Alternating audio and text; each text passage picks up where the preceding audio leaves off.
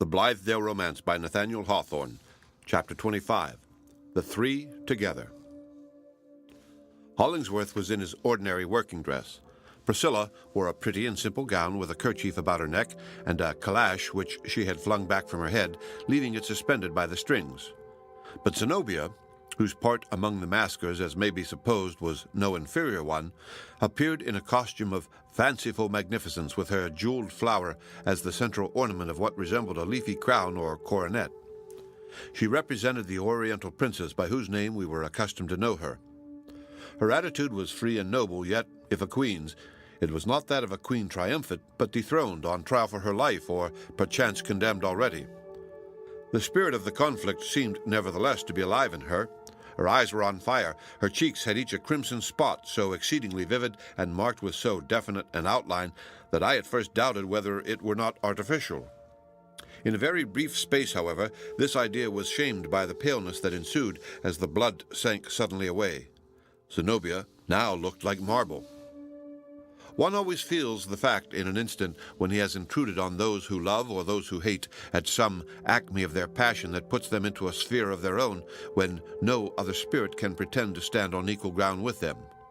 I was confused, affected even with a species of terror, and wished myself away. The intentness of their feelings gave them the exclusive property of the soil and atmosphere, and left me no right to be or breathe there. Hollingsworth. Zenobia, I have just returned to Blithedale, said I, and had no thought of finding you here. We shall meet again at the house. I will retire. This place is free to you, answered Hollingsworth. As free as to ourselves, added Zenobia. This long while past you have been following up your game, groping for human emotions in the dark corners of the heart. Had you been here a little sooner, you might have seen them dragged into the daylight. I could even wish to have my trial over again with you standing by to see fair play. Do you know, Mr. Coverdale, I have been on trial for my life? She laughed while speaking thus, but, in truth, as my eyes wandered from one of the group to another, I saw in Hollingsworth all that an artist could desire for the grim portrait of a Puritan magistrate holding request of life and death in a case of witchcraft. In Zenobia, the sorceress herself, not aged, wrinkled, and decrepit, but fair enough to tempt Satan with a force reciprocal to his own, and in Priscilla, the pale victim, whose soul and body had been wasted by her spells. Had a pile of faggots been heaped against the rock, this hint of impending doom would have completed the suggestive picture. It was too hard upon me, continued Zenobia, addressing Hollingsworth, that judge, jury, and accuser should all be comprehended in one man. I demur, as I think the lawyers say, to the jurisdiction. But let the learned Judge Coverdale seat himself on top of the rock, and you and me stand at its base side by side, pleading our cause before him. There might at least be two criminals instead of one. You forced this on me, replied Hollingsworth, looking her sternly in the face. Did I call you hither from among the masqueraders yonder? Do I assume to be your judge? No, except so far as I have an unquestionable right of judgment in order to settle my own line of behavior towards those with whom the events of life bring me in contact. True, I have already judged you, but not on the world's part. Neither do I pretend to pass a sentence. Ah, this is very good, said Zenobia with a smile. What strange things you men are, Mr. Coverdale, is it not so? It is the simplest thing in the world with you to bring a woman before your secret tribunals and judge and condemn her unheard, and then tell her to go free without a sentence. The misfortune is that this same secret tribunal chances to be the only judgment seat that a true woman stands in awe of, and that any verdict short of acquittal is equivalent to a death sentence. The more I looked at them, and the more I heard, the stronger grew my impression that a crisis had just come and gone. On Hollingsworth's brow it had left a stamp like that of irrevocable doom, of which his own will was the instrument. In Zenobia's whole person, beholding her more closely, I saw a riotous agitation, the almost delirious disquietude of a great struggle, at the close of which the vanquished one felt her strength and courage still mighty within her, and longed to renew the contest. My sensations were as if I had come upon a battlefield before the smoke was as yet cleared away. And what subjects had been discussed here? All, no doubt, that for so many months past had kept my heart and my imagination idly feverish. Zenobia's whole character and history, the true nature of her mysterious connection with Westervelt, her later purposes towards Hollingsworth and reciprocally his in reference to her, and finally, the degree in which Zenobia had been cognizant of the plot against Priscilla and what at last had been the real object of that scheme. On these points, as before, I was left to my own conjectures. One thing only was certain. Zenobia and Hollingsworth were friends no longer. If their heartstrings were ever intertwined, the knot had been adjudged an entanglement and was now violently broken. But Zenobia seemed unable to rest content with the matter in the posture which it had assumed. "Ah, do we part so?" exclaimed she, seeing Hollingsworth about to retire. "And why not?" said he, with almost rude abruptness. "What is there further to be said between us?" "Well, perhaps nothing," answered Zenobia, looking him in the face and smiling. "But we have come many times before to this grey rock, and we have talked very softly among the whisperings of the birch trees. They were pleasant hours. I love to make the latest of them, though not altogether so delightful, loiter away as slowly as may be. And besides, you have put many queries to me at this, which you designed to be our last interview, and being driven, as I must acknowledge, into a corner, I have responded with reasonable frankness. But now, with your free account, I desire the privilege of asking a few questions in my turn." "I have no concealments," said Hollingsworth. "We shall see," answered Zenobia. "I would first inquire whether you have supposed me to be wealthy."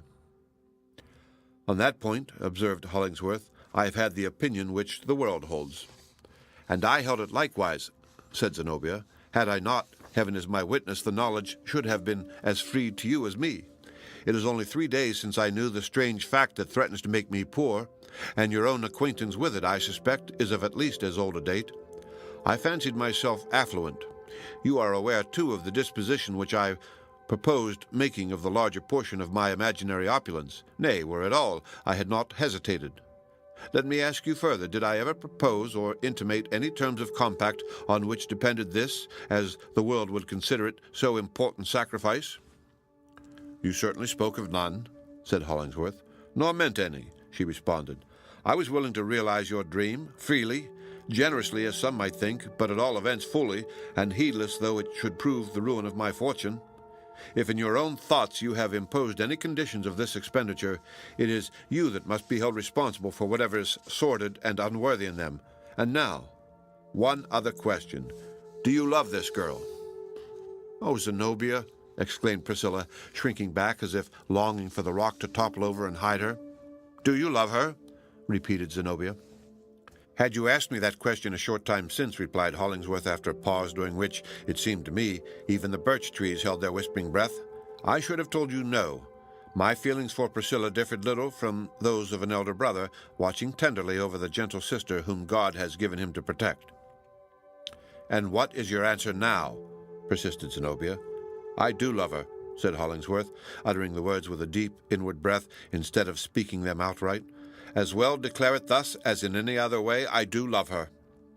"Now, God be judge between us," cried Zenobia, breaking into sudden passion. "Which of us two has most mortally offended him?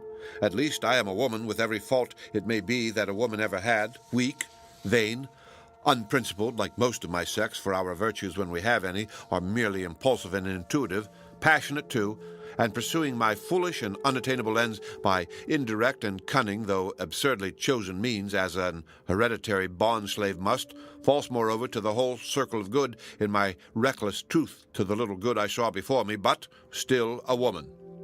A creature whom only a little change of earthly fortune, a little kinder smile of him who sent me hither, and one true heart to encourage and direct me, might have made all that a woman can be. But how is it with you? Are you a man? No, but a monster, a cold, heartless, self-beginning and self-ending piece of mechanism." "With what then do you charge me?" asked Hollingsworth, aghast and greatly disturbed at this attack. "Show me one selfish end in all I ever aimed at, and you may cut it out of my bosom with a knife." "It is all self," answered Zenobia with still intenser bitterness. "Nothing else, nothing but self, self, self. The fiend, I doubt not, has made his choicest mirth of you these 7 years past, and especially in the mad summer which we have spent together. I see it now. I am awake, disenchanted, disenthralled. Self, self, self. You have embodied yourself in a project. You are a better masquerader than the witches and gypsies yonder, for your disguise is a self-deception. See whither it has brought you. First you aimed a death blow, and a treacherous one, at this scheme of a purer and higher life which so many noble spirits had wrought out. Then, because Coverdale could not be quite your slave, you threw him ruthlessly away, and you took me too into your plan as long as there was hope of my being available, and now fling me aside again, a broken tool. But foremost, and blackest of your sins, you stilled down your inmost consciousness. You did a deadly wrong to your own heart. You were ready to sacrifice this girl whom, if God ever visibly showed a purpose, he put into your charge, and through whom he was striving to redeem you. This is a woman's view, said Hollingsworth, growing deadly pale, a woman's whose whole sphere of action is in the heart, and who can conceive of no higher nor wider one. Be silent, cried Zenobia imperiously. You know neither man nor woman. The utmost that can be said in your behalf, and because I would not be wholly despicable in my own eyes, but would fain excuse my wasted feelings, nor own it wholly a delusion, therefore I say it is that a great and rich heart has been ruined in your breast. Leave me now. You have done with me, and I with you. Farewell. Priscilla, said Hollingsworth, come. Zenobia smiled. Possibly I did so too. Not often in human life has a gnawing sense of injury found a sweeter morsel of revenge than was conveyed in the tone with which Hollingsworth spoke those two words. It was the abased and tremulous tone of a man whose faith in himself was shaken, and who sought at last to lean on an affection. Yes, the strong man bowed himself and rested on this poor Priscilla. Oh, could she have failed him, what a triumph for the lookers-on! And at first I half imagined that she was about to fail him. She rose up, stood shivering like the birch leaves that trembled over her head, and then slowly tottered rather than walked towards Zenobia.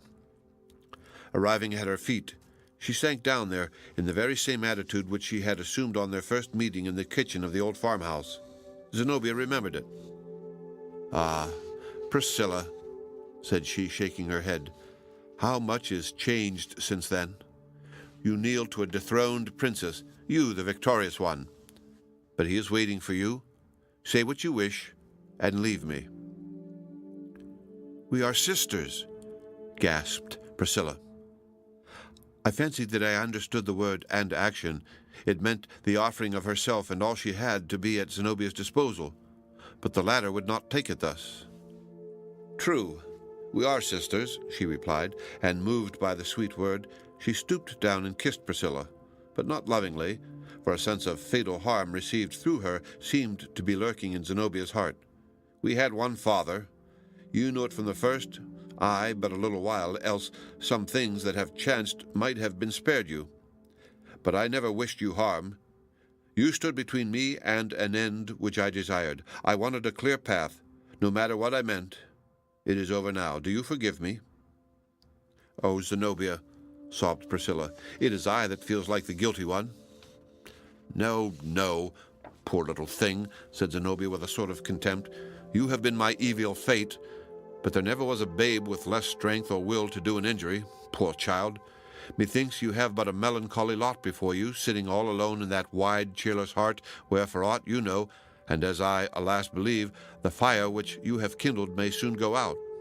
Oh, the thought makes me shiver for you. What will you do, Priscilla, when you find no spark among the ashes? Die, she answered. That was well said, responded Zenobia with an approving smile. There is all a woman in your little compass, my poor sister. Meanwhile, go with him and live. She waved her away with a queenly gesture and turned her own face to the rock. I watched Priscilla, wondering what judgment she would pass between Zenobia and Hollingsworth. how interpret his behavior so as to reconcile it with true faith both towards her sister and herself, how compel her love for him to keep any terms whatever with her sisterly affection. But in truth, there was no such difficulty as I imagined. Her engrossing love made it all clear. Hollingsworth could have no fault. That was the one principle at the center of the universe, and the doubtless guilt or possible integrity of other people, appearances, self-evident facts, the testimony of her own senses, even Hollingsworth's self-accusation, had he volunteered it, would have weighed not the value of a mote of thistledown on the other side. So secure was she of his right that she never thought of comparing it with another's wrong, but left the latter to itself. Hollingsworth drew her arm within his, and soon disappeared with her among the trees. I cannot imagine how Zenobia knew when they were out of sight. She never glanced again toward them, but retaining a proud attitude so long as they might have thrown back a retiring look, they were no sooner departed, utterly departed, than she began slowly to sink down. It was as if a great, invisible, irresistible weight were pressing her to the earth. Settling upon her knees, she leaned her forehead against the rock and sobbed convulsively. Dry sobs they seemed to be, such as have nothing to do with tears. The end of chapter 25. Read by Rick Kistner.